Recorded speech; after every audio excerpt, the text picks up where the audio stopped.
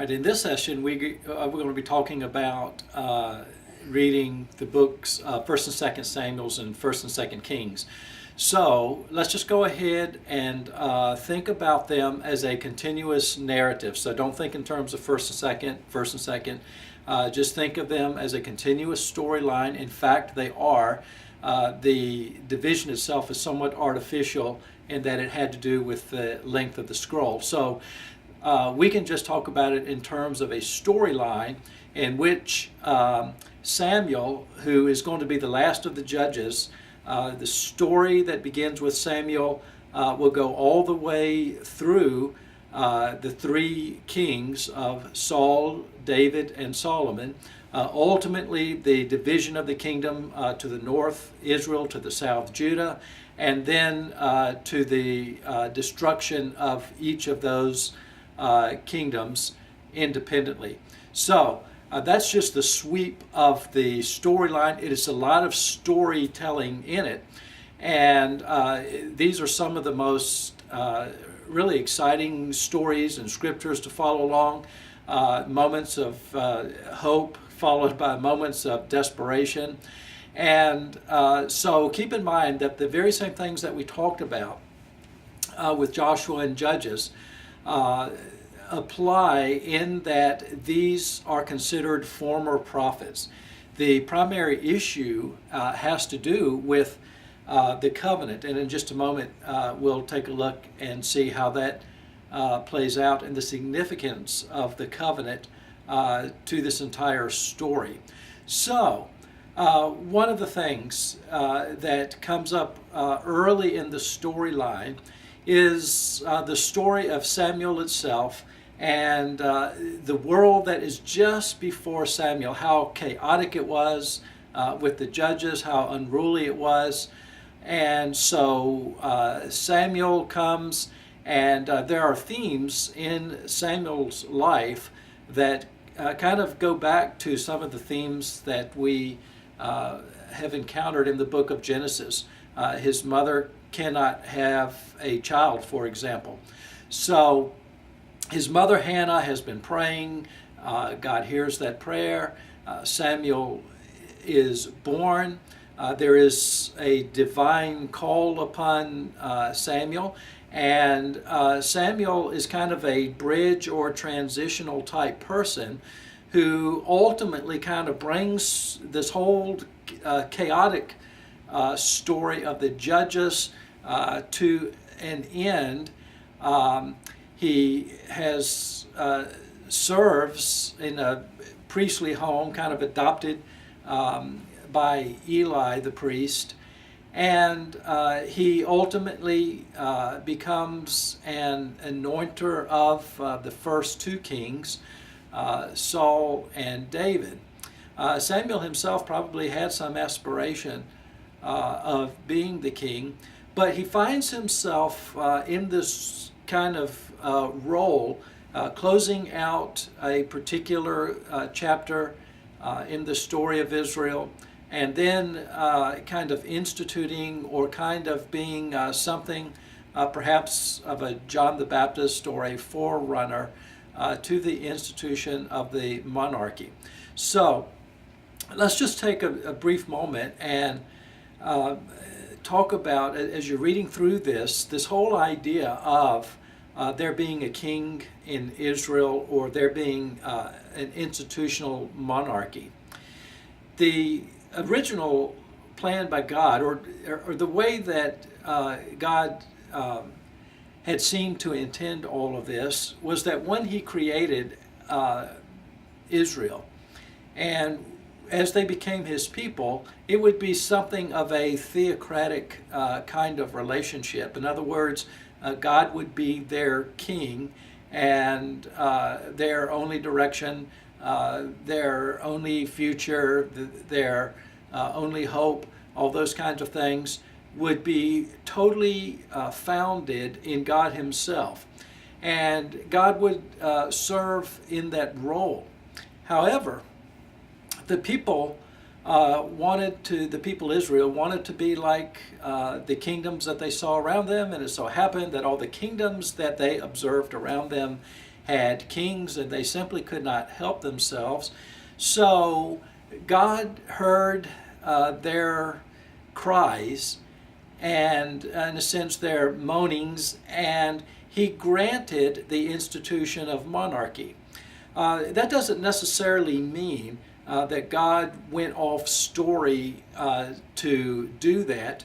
It simply means that God is going to allow, God is going to provide that there be this institution of monarchy. However, the intention is that the earthly king would reflect God himself. So in that sense, although there is an institutionalized type of monarchy, it would be God who is reflected through the king to the people.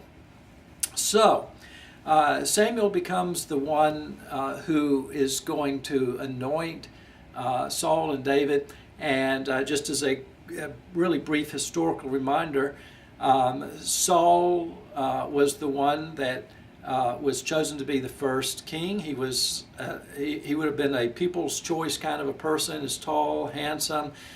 He had the look, and it looked as if, with some early victories, that he was certainly best fill the role for God's mission. However, as time went on, Saul breached the covenant, and especially on several occasions where, in particularly, he offered a sacrifice which was not his to offer. He was not a priest, he was a king. And after a battle, a particular battle, he did not observe fully the terms of holy ban, and he allowed a king to live, allowed some of the cattle to live, and resultant to all of that, his kingship was in deep decline, and ultimately he lost the kingship and committed suicide on the battlefield. So there is the story in which the institution itself, although seeking to do what God wanted to do, we already kind of have a real crash and burn situation with King Saul. Before King Saul faced the latter years of his reign, God had already called out David, and David was anointed. And whereas Saul was a people's choice kind of person, David represented more of a God's choice. He was the youngest of the sons, of a number of sons that Jesse had. He was a shepherd. He certainly didn't have the rights of the elder son. And he would not, in any imaginative case, been the king-elect if it had not been for the fact that God himself chose David. So David has his reign. You're probably most familiar with David. And just like Saul, he had early victories, but also, in a sense, like Saul, he had some failures and some moments in which he put some things at risk, and as a result of all of that, he entered into years of decline. And then there was David's son Solomon, who ruled, and Solomon had a great promise about him, but he too put the covenant at risk, and we'll lay that out in just a few moments in a very brief kind of way. And when Solomon was done, the kingdom divided into the north and the south. Of the 12 tribes, 10 of the tribes formed the northern kingdom, popularly called Israel. 2 of the tribes formed the southern kingdom, Judah, and about 722 BC, the Syrians swept through and took out the northern kingdom and its capital, Samaria. And at best, they are kind of like the lost colonies. Whatever happened to those people, there seems to be no historical record of where they went, what they did. They were never ever to return to the land. It was about 150 years later that the Babylonians swept through and they destroyed Jerusalem, the capital of the southern kingdom, and breached the wall, burned the temple, and the people were taken into exile. So this whole storyline of Samuel through Kings is a story that kind of comes off of the chaos of the judges and actually leads to the exile of God's people. So here are three themes that happen or that would be helpful for you to be aware of as you are reading these stories. Three theological themes that play a very significant role in how you approach, how you interpret these stories. First of all is the theme of the Ark of the Covenant. This was the place where God was present, represented his presence. It was mobile, and as you are reading these stories, you'll want to follow the storyline of the Ark of the Covenant, and we'll come back in just a moment to that. Another one of the themes is the covenant with David. Previously, as you remember, God had made a covenant with Abraham, and now God makes a covenant with David. The covenant that God makes with David does not close out the promise that he made with Abraham. In fact, it is that covenant with Abraham now being fulfilled through the promise with David, plus a further promise that there would be a dynasty through David's line. So, God makes a covenant. This will be a very significant part of the reading of the story. There is a covenant that God makes with David. All of the Abraham covenant stuff is now kind of pushed on down and through David with the added promise of this eternal throne, of this dynasty. The third theme in this storyline is the Temple of Solomon. When Solomon builds the temple, there is now a permanent home for God among his people, and the temple is built in Jerusalem. And in a sense, it represents the completion of, again, all of the promises that were made to Abraham. There is a people who are God's people, so that promise is fulfilled. The promise of land has been fulfilled. God now has residence on a particular piece of real estate in Jerusalem, and so there is the fulfillment of God's promise that they would be a people of land, and there is also the fulfillment of blessing. So in a sense, the Temple of Solomon represents the fact that the story of the Exodus is now complete. So back when God had called Moses and the people out, and they were going to Mount Sinai, you'll remember that God gave very extensive and detailed instructions about the formation of a tabernacle, a place where God would live among his people. And that moved with the people as they traveled and wandered through the wilderness. But now they finally have a home, and the tabernacle is now the temple. And here we have permanent structure, and here we read about the incredible building program However, as majestic and as beautiful as all that is, including the fact that just as at the book or in the book of Exodus, in the very end of Exodus, after all of the construction or all of the building and detail was complete for the tabernacle, and God filled it, or God's presence came to it and his glory filled it. So now we have a similar story with the temple. Once it is totally complete, God's glory and presence fill the temple, and it mirrors somewhat the original coming of God to be with his people when they were in the wilderness. So you can see that as you are reading these stories, there are a number of themes that really carry over, as we've already seen, from Genesis stories. There are themes that come from Exodus stories.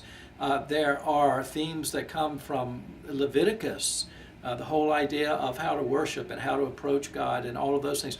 All of those themes are being, in a sense, they're still flowing down the river. They're still flowing into the historical narratives of Samuel and Saul, David, Solomon, and beyond as the kingdom ultimately splits. So, every one of these themes that we have just mentioned, we're going to see that there are risks and there are challenges, and these are not inconsequential or insignificant risks. To each one of these themes, there will be a very potentially detrimental, there will be risk and challenges that push these themes to the very edge. So let's just go back through the three, and I'll just give you a few examples of the risks that are involved. With the Ark of the Covenant, you might remember that the nemesis of the people of Israel, in great part, were the Philistines. And there, perhaps you will recall the story in which the Philistines in a particular battle were able to capture the Ark of the Covenant from the Israelites. As the battle was kind of unfolding, the Israelites decided to go get the Ark of the Covenant, bringing to the battlefield, perhaps thinking that this kind of trophy of God, this thing that we have, would assure our victory. Well, of all things, the Philistines were able to capture the Ark of the Covenant, and they were able to take it back with them. So when you think about the theological implications of this, they cut very deep. Here are just several of them. One is, does this mean that Israel no longer has a God? After all, the covenant is gone, the place where he lives is gone, his representation is gone, and so you could possibly imagine how devastating this would be to a people to think that the very God who brought us here, the very God of Abraham, the God who gave us this land, all of that stuff, that God himself is gone. He is now the God, or he has at least been captured by another people. So he, in a sense, in their minds, would be the property of the Philistines, or perhaps the Philistines would, as they intended to do, they would just add them to the array of other gods and goddesses that they had. But we could probably never overestimate the sheer sense of devastation of a people without a God, or a people whose God had been captured and moved off the premises and absconded by their enemy of all people. So this is a real threat to not only the covenant, but to who the people were. What is their identity now that God is not there? What is God going to do? Will God ever come back? Do they have to recreate, or do they have to just kind of move ahead with their story and find another God, or whatever they're going to do? But the very fact that the Ark of the Covenant has been captured is is going to be a very significant point and part of the stories, the earlier stories in Samuel. So there's just one historical illustration of how the risk factor kind of plays into one of the major themes. Let's take another one. Let's take the covenant that God made with David. This is the covenant in which the promises of Abraham are going to be fulfilled, plus the added bonus that David will have a dynasty. Well, you could imagine what a breach of covenant this was, and how that covenant, in a sense, again, was pushed to the very edge of the cliff with a story like David and Bathsheba. So here is David, the king, and the other nations, as you know, or Israel is out to war with another nation, and David, on this particular occasion, atypical, stays home, and he sees Bathsheba. She is bathing one night, and calls her over, and he has an affair with her. She ultimately becomes pregnant. David tries to hide this thing by bringing her husband, who is on the battlefield, back, and he comes back. But when he comes back, and by the way, of all things, he himself is not a Jew, yet he observes the covenant more carefully than David does at this particular point. And so there's all this contrast going on, and Uriah is providing guard over David while he was back, and then David realizes, okay, this is not working. He's not going to go and be with his wife so that everyone will think that he is the father of the child. And David writes out a note to send it back through Uriah, that he be placed on the front line of battle. So Uriah is ultimately killed, and the baby that is born ultimately dies in the first week, and David and Bathsheba ultimately are united in marriage. But this covenant of a lineage, of family through David, is certainly put at risk through this incredible story, where David's unfaithfulness is not just a moral lapse, it's not just a moral failure, it is a covenant failure. It is much bigger than just the way that we typically come at this, or the way that we see this. Although it certainly involves morality, this is a much larger picture than just the issue of David's immorality. This is a picture, this is an issue which involves the entire covenant. So again, something that is a primary significant theme through the books of Samuel and Kings becomes something that is put at high risk. The third of these is the Temple of Solomon. And here again, we have the story of the beautiful architecture and how the temple was built. On the other side of this, or on the darker side of this, we also know in the text itself that Solomon employed slave labor, that taxes were high, people were oppressed, and that the temple that he built certainly came at some cost to the way that the king related to the people. Not only that, but Solomon himself, as all of this, as on the one hand, as he is building this permanent home for God, on the other, he is also gaining quite a populace among his wives. Ultimately, he ends up with 100 women, And they have come from various places. They bring their cultures. They also bring their gods. And so as all of this begins to happen with King Solomon, and he begins to engage with the vast array of women in his life, he also embraces the religion and the gods that they have brought with him, and of all things, the sheer irony that the one who leads the project for building the house for God, for building the very place where God will live among his people, is also the very king who gets so wrapped around idol worship himself and allows himself to get swept under the currents of worshiping and following the gods of his wives.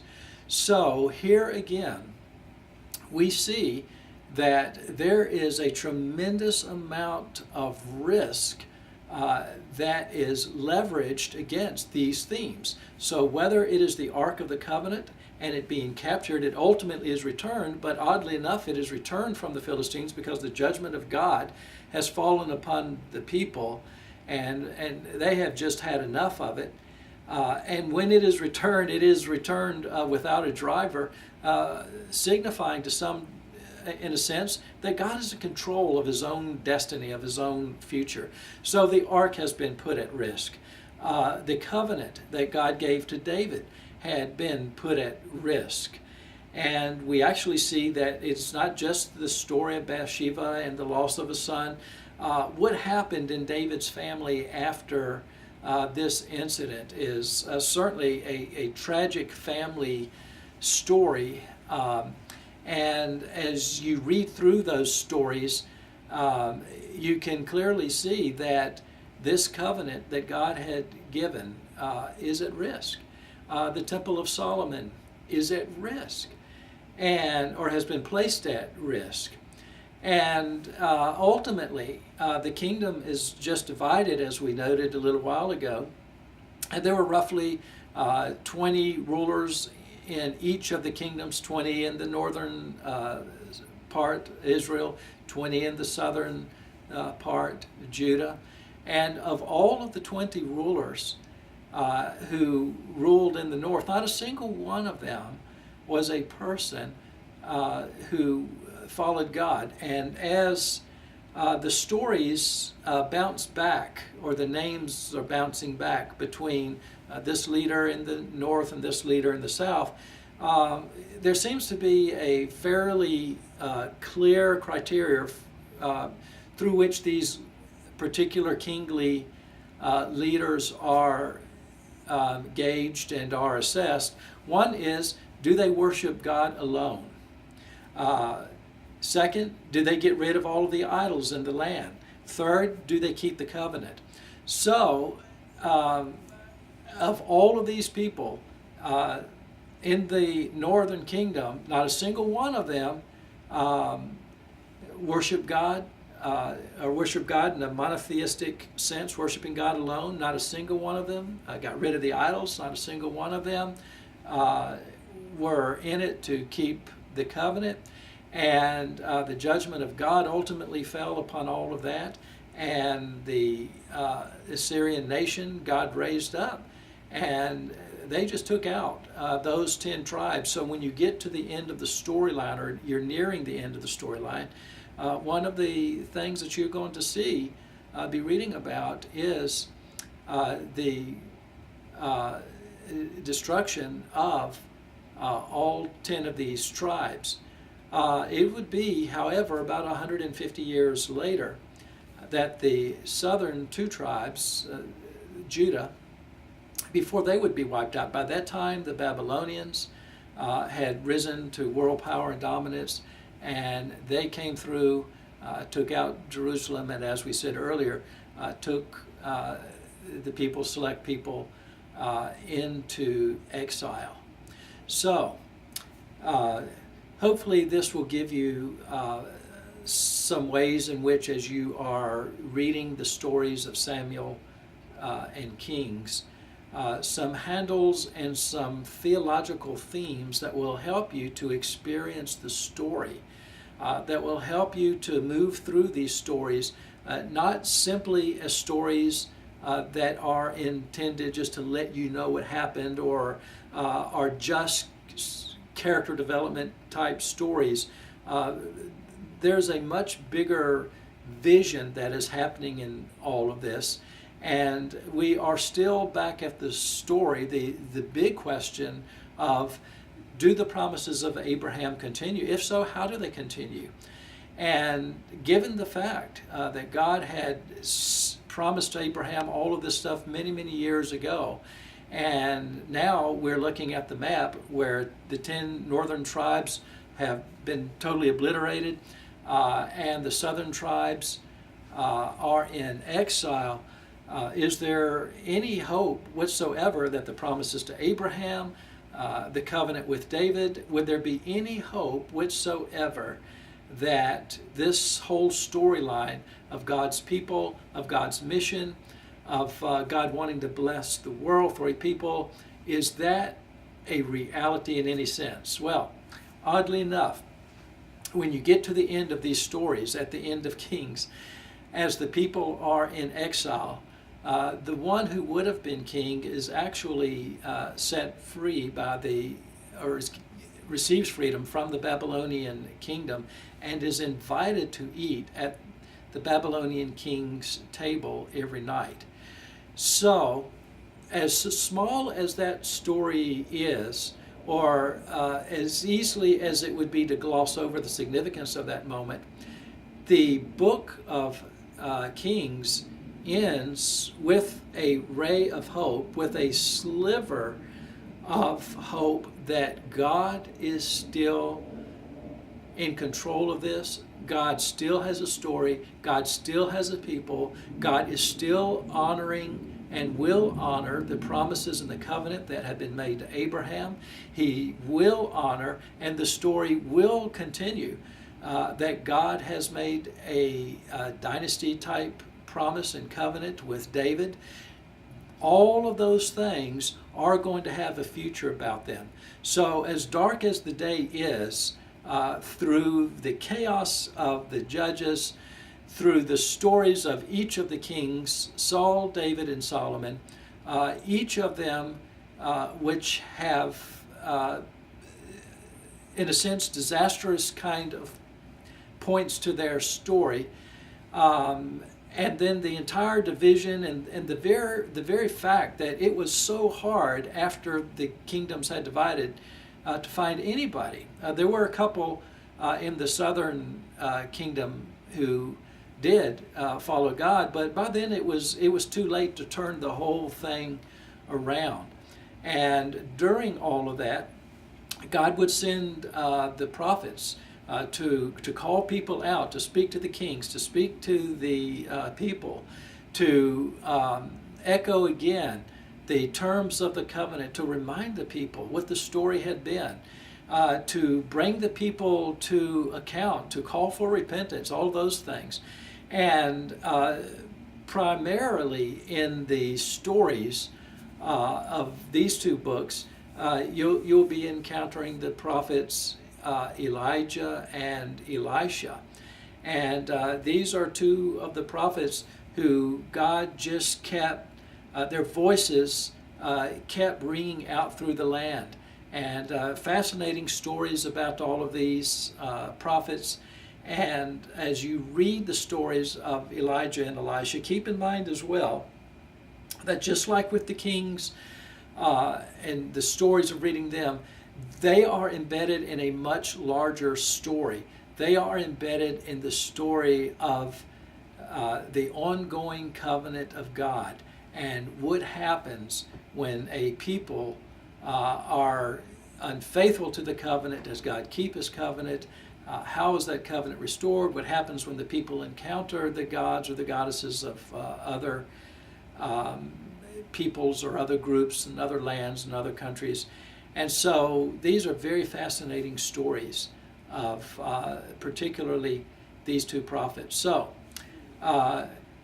again, I hope that as you are, read these stories, that you'll be able to kind of identify the themes as they emerge. Look at those themes. You'll be able to pick up on the significance of them.